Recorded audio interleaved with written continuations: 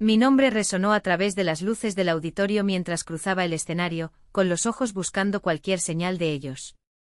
8 sillas con mi apellido esperaban en la fila de la familia Yen. Todo vacío. Ni una ola, ni un murmullo, ni siquiera una sombra. Solo el silencio me observó mientras otras familias gritaban con orgullo por los suyos. Me reí en voz baja, casi imperceptiblemente, y seguí adelante. Pasaron 8 meses. Hasta que una inversión mía de $5, un proyecto inmobiliario, apareció en los titulares del mercado. Fue entonces cuando llegó el primer mensaje: cena familiar a las 6 horas. Conversación importante. Me presenté, pero no de la forma que esperaban. Llegué como Nora Michei, así sin más. Porque, desde que tengo memoria, he aprendido a ocupar el menor espacio posible en mi propia familia. No porque alguien me lo hubiera dicho tan directamente, sino porque las reglas no escritas de nuestra casa estaban escritas en las paredes mucho antes de que yo entendiera cómo se suponía que debía funcionar una familia. Mi hermana mayor era la inteligente, la chica que nunca cometía errores. Brian, el más joven, era el protegido por quien todos se disculpaban, incluso cuando él creaba sus propios problemas. ¿Y yo? Yo era la pieza de reserva, las manos tranquilas, la persona que intervenía cuando alguien se iba. Esto empezó temprano. Recuerdo un proyecto escolar, un modelo en el que había trabajado durante una semana. Mi hermana llegó a casa presa del pánico, como si el mundo se estuviera acabando, y sin pensarlo 2 veces le di mi trabajo. Ella quedó en segundo lugar. Cuando me preguntaron por qué no había entregado nada, mi madre se limitó a decir: ella siempre encuentra la manera, no, como si fuera un cumplido y no una frase. Años más tarde recibí mi primer cheque como pasante.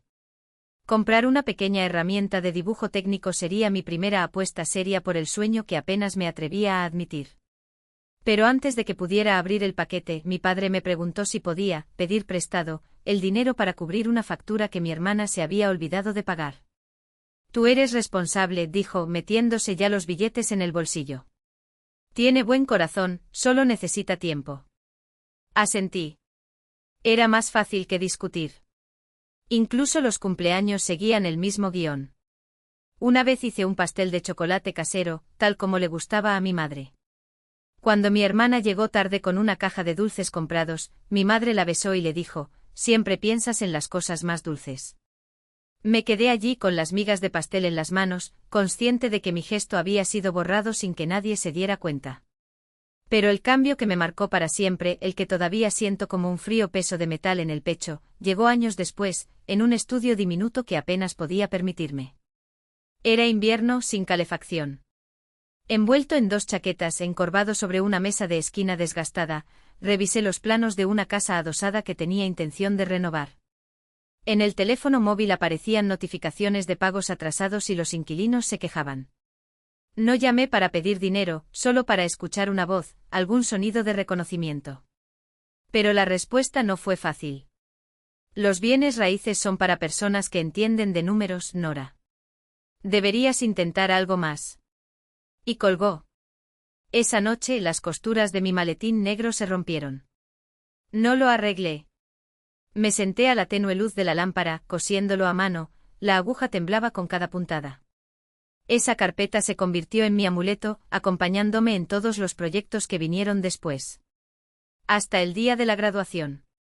Mi nombre resonó entre los vítores en el gimnasio, elevándose como una ola. Me dirigí al área familiar, donde me esperaban 8 sillas con mi apellido. Todo vacío. No lo habían olvidado. Habían elegido no ir. Y ahí, en ese momento, entendí mi lugar. Durante los siguientes 8 meses, meses limpios y silenciosos, nadie pronunció mi nombre excepto para compararlo con el de otra persona. Trabajé, ahorré, firmé todos los contratos que pude cerrar. Y no le dije nada a mi familia. El silencio era más seguro que ofrecer algo que pudieran ignorar nuevamente. Una tarde, estacionado en mi auto frente a una obra, dejé rugir el motor mientras revisaba una evaluación. Apareció una notificación en la pantalla, un artículo compartido por un colega, que apenas recordaba haber encontrado. Lo abrí sin pensar. El empresario local transforma 5 apartamentos en áticos y se convierte en un referente en el mercado inmobiliario. Mi nombre estaba en negrita debajo del título, junto a la foto del edificio que había reconstruido centímetro a centímetro. El texto detalla plazos, presupuestos, el proceso de reforma y proyecciones de beneficios. Mi celular vibró con más enlaces, más felicitaciones. Ninguno de la familia. Dejé el dispositivo boca abajo en el asiento del pasajero y miré por el parabrisas mientras las últimas luces de la tarde se extendían por el cielo. Durante un largo momento no sentí ni orgullo ni alivio. Solo un silencio profundo, como si el mundo estuviera conteniendo la respiración, esperando ver qué haría a continuación. Entonces el celular volvió a vibrar. Esta vez no fue un colega. Era mi padre. El mensaje fue breve, directo a su estilo, ni saludo ni amabilidad. Cena en casa a las 6 de la tarde.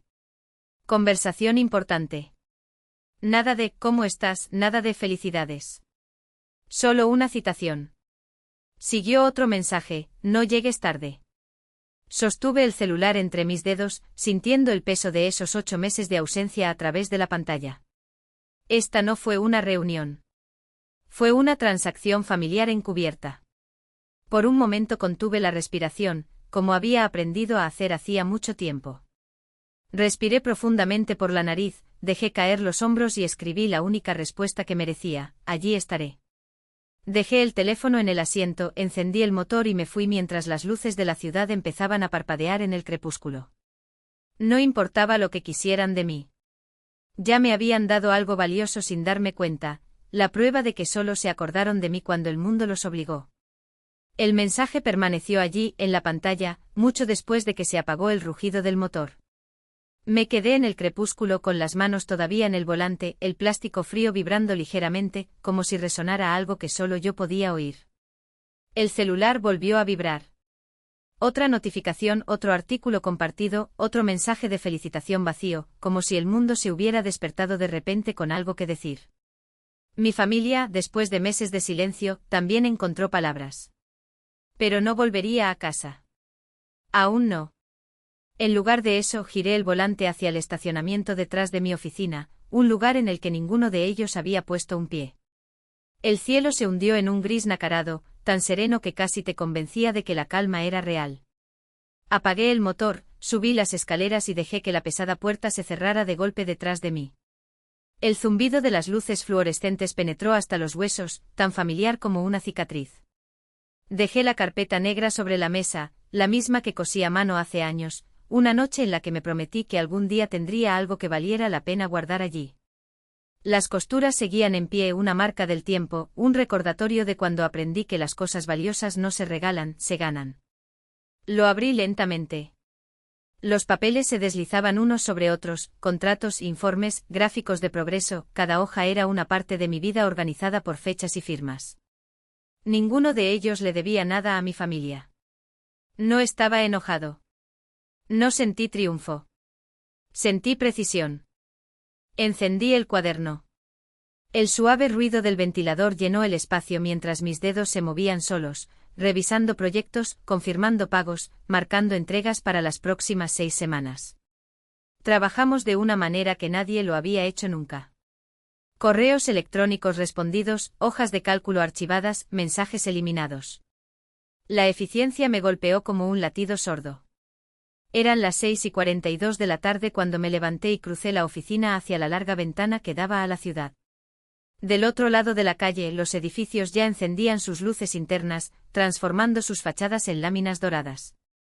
Mi reflejo flotaba allí, la chaqueta impecable, el cabello recogido por el cansancio, los rasgos que una cámara llamaría decididos.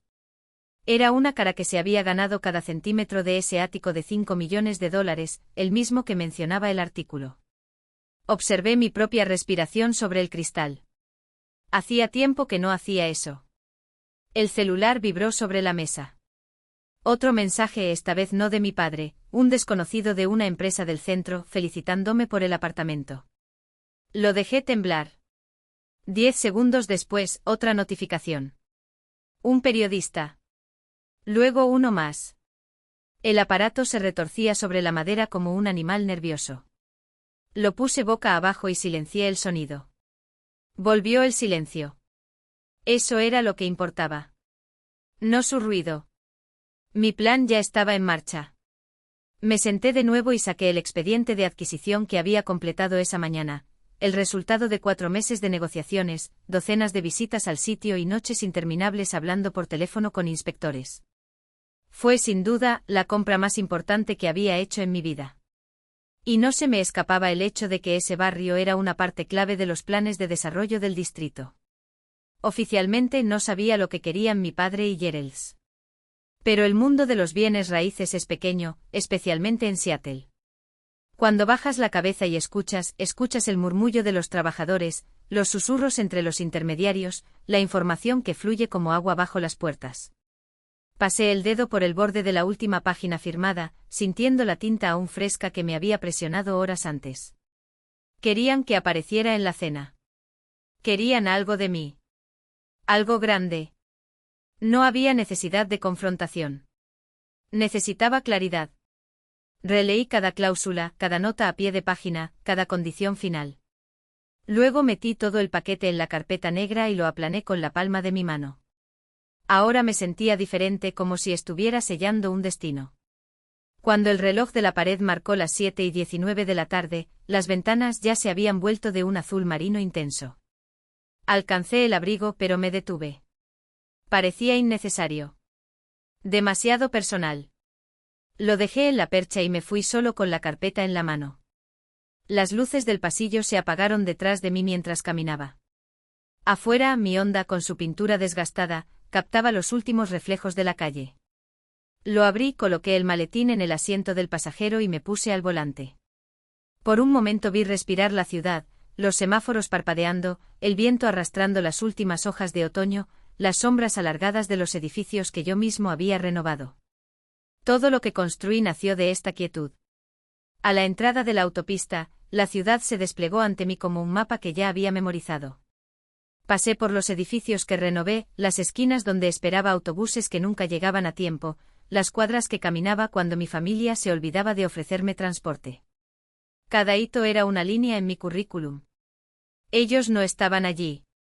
Y así aprendí a vivir sin ellos. El maletín permaneció inmóvil a mi lado. Pasé los dedos por la costura. No había ensayado lo que diría en la cena. Las palabras nunca funcionaron para ellos. Ya habíamos agotado las excusas, las explicaciones, todos los límites que intenté poner. Esta vez no me enojaría. No habría justificación. Tomaría pruebas. Cuando entré a la calle del barrio de mis padres, frené el auto. Las casas se alineaban como niños educados, testigos silenciosos de los años en que aprendí a cerrar la puerta con llave. El sol había desaparecido detrás de la colina cuando llegué a su camino de entrada a las 6:59 de la tarde. Mi padre agradecería la puntualidad. La casa brillaba con ese oro pesado y familiar. A través de la ventana de la sala, vi la silueta de Elise inclinándose hacia adelante, los hombros de mi padre moviéndose hacia adelante y hacia atrás mientras caminaba. Él sabía que yo estaba allí. Sentí el peso del maletín en el asiento del pasajero. Abrí la puerta, salí y me ajusté el cuello de mi chaqueta. Un largo suspiro, lento y controlado. Querían una conversación importante. Bien. Yo también tenía algo importante. La puerta principal se abrió antes de que yo tocara el timbre. Mi padre llenó el vacío con los hombros levantados, como si estuviera dando la bienvenida a un cliente, no a la hija con la que no había hablado en 8 meses. Llegas a tiempo, dijo, haciéndose a un lado para dejarme pasar. Sin abrazos. Sin calor. Solo el reconocimiento de un reloj bien ajustado. La sala ya estaba llena. Y Liz se reclinó en su silla, elevada como una reina en su trono, haciendo girar el vino en su copa con calculada elegancia. Brian estaba inclinado hacia adelante, tamborileando con los dedos sobre la tapa de caoba como si marcara el ritmo de una frase. Gerald se ajustó la corbata por tercera vez, como si estuviera a punto de presidir una reunión de la junta directiva, no una cena familiar. Mi madre permaneció rígida detrás de su silla, su sonrisa tan forzada que parecía más bien una mueca. Me senté en el único asiento vacío, no casualmente el más alejado de la cabecera, el que habían dejado libre a propósito, como un banquillo en un tribunal doméstico. Vayamos directo al grano, dijo Gerald, juntando las manos sobre la mesa como si fuera a bendecir el trato. Un proyecto de reurbanización en el distrito de Almacenes. Terreno valorado, proyecciones sólidas. Ya tenemos compradores alineados, pero necesitamos capital inicial. Ninguno de ellos parpadeó.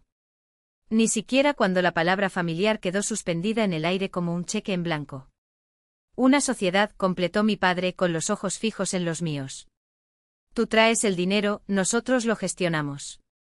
Beneficios divididos. Y Liz levantó su copa y el cristal reflejó la luz del candelabro como un cuchillo. Generoso de tu parte, teniendo en cuenta que apenas sabe para qué firma. Ryan resopló. Aprendería en la práctica. Mi madre puso su mano sobre mi brazo, sus dedos estaban fríos como monedas. Nora, cariño, es una oportunidad de ser parte de algo más grande que tú. Dejé que sus palabras cayeran entre nosotros, superponiéndose como capas de pintura seca. Sin excusas. Sin reconocimiento. Solo su proyecto flotando sobre el aroma del asado enfriándose en el plato. Abrí mi maletín de cuero negro y lo dejé sobre la mesa. El sonido sordo atravesó la conversación como una espada. El silencio que siguió fue tan denso que se podía oír el tic-tac del reloj de pared. En realidad, dijo en voz baja, yo también vine por un asunto importante. No el tuyo. Mi padre apretó los dientes. No tenemos tiempo para juegos. Pasé la página del expediente. Los documentos, alineados con precisión quirúrgica, se deslizaron a la luz de las velas. Mi padre se inclinó y sus cejas se juntaron en medio de su frente. ¿Es esto, el bloque comercial? Tragué fuerte. El que todos los desarrolladores llevan meses codiciando. Inhaló profundamente. Este terreno ni siquiera está a la venta. Sonrisa. Una pequeña sonrisa desdentada. No lo estaba. Hace 4 meses. Deslicé los contratos firmados sobre el mantel de lino. Sus nombres se reflejaban, distorsionados, en el brillo de los cubiertos de plata. Y Liz dejó de respirar. La silla de Ryan crujió cuando se hundió en ella. Mi padre apretó la mandíbula hasta que los músculos de su cara se contrajeron. Sus dedos, al tocar las páginas, vacilaron como si estuvieran ardiendo. Tú lo compraste, susurró. Toda la cuadra, confirmé con un solo gesto. Esto significó que su proyecto de distrito de almacenes ya no tenía un ancla. Y sin un ancla, no había financiación. No hubo aprobaciones. No hubo inversores. A mi hermano le tomó un segundo encontrar su voz. ¿Por qué harías eso? Sabía que lo estábamos vigilando. No, corregí suavemente. Sabía que la ciudad estaba mirando. Y a diferencia de ti, no esperé a que me dieras permiso para actuar. La voz de mi madre se rompió como un cristal. Nora, somos una familia. Las familias se apoyan mutuamente. Te saltaste pasos. Me salté las excusas, respondí. Pero no los titulares. El vino de Elise se derramó sobre la mesa, oscuro y quieto como sangre seca. Junté los papeles, alisé los bordes con los dedos y cerré la carpeta con un clic que sonó como un punto. Querías una conversación importante, recordé. Tenían uno. Los hombros de Gerald se hundieron. Y Liz miró su plato como si allí estuviera escrita su derrota. Ryan murmuró algo en voz baja, tan bajo que solo el eco de la vergüenza pudo captarlo. Me ajusté el cuello de mi chaqueta y respiré hondo. Así me sentí cuando terminé una negociación, ligero, preciso, dueño de mí mismo. La cena era de ellos. ¿Pero el futuro? Esa era la mía. Nadie me siguió cuando me fui. Me quedé sola con el crujido de la puerta cerrándose detrás de mí, con el frío de la noche cortando más profundamente que la tela de mi chaqueta. La luz del porche parpadeaba detrás de las cortinas, tenue e intermitente, como siempre ocurría cuando yo era niña y esperaba que alguien viniera a buscarme al jardín. Me quedé allí por un momento sintiendo el calor de la casa desprendiéndose de mi piel como una segunda capa de traición. Luego caminé hasta el Honda, abrí la puerta y entré. El olor dentro del auto era una mezcla de cuero envejecido y la dulzura artificial del ambientador de vainilla que siempre me olvidaba de cambiar. Apoyé ambas manos en el volante y dejé salir el aire de mis pulmones lentamente, como si liberar algo que había estado cargando durante años requiriera paciencia. A través de la ventana vi la silueta del comedor. Las sombras se movían, alguien hizo un gesto, alguien más se hundió en una silla. No pude escuchar una palabra. Ese silencio era mío. La había conquistado. El celular vibró en el asiento del pasajero. Un mensaje de mi madre. No sabíamos cómo arreglar las cosas. Por favor, no se rindan con nosotros. No abrí el hilo de la conversación. No lo borré. Simplemente puse el dispositivo boca abajo y encendí el motor.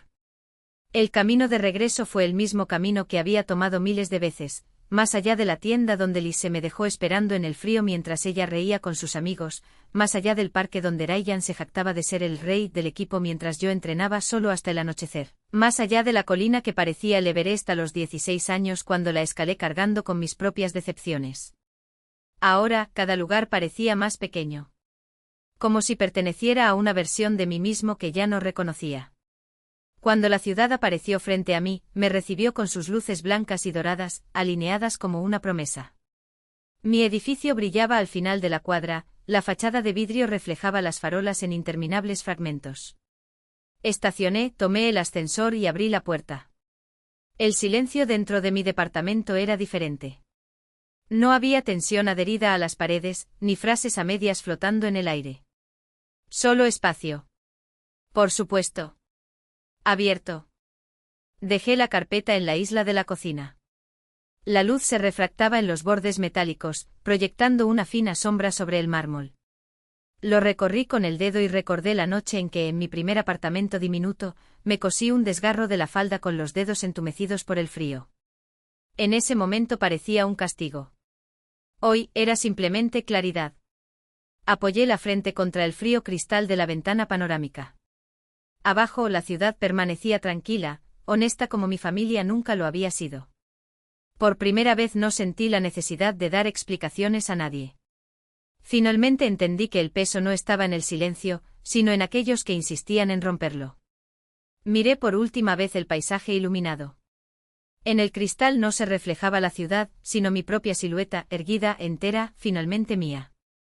Había pasado toda su vida dejando espacios vacíos para personas que nunca ocuparon su lugar y creando excusas para un perdón que nunca llegó. Ahora entendí. ¿Y si todo fuera así más sencillo?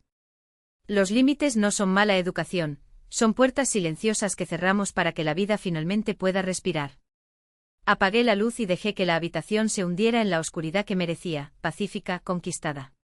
Cada pieza que reconstruiste en el lugar de lo que te abandonó, cada muro que levantaste donde antes solo había agujeros, dime, ¿desde cuál de estos cimientos escuchas la voz que insiste en convencerte de lo contrario? Hay historias que solo comienzan cuando dejamos de esperar. Cuando la mano suelta el picaporte de la puerta que nunca se abrió, cuando los ojos dejan de buscar en el horizonte lo que ya se fue. El final de una espera no es una derrota, es el primer capítulo de algo que finalmente te pertenece solo a ti. ¿Qué pasaría si el silencio que tanto temías fuera en realidad el sonido de tu propia voz, clara, firme, sin eco de nadie más?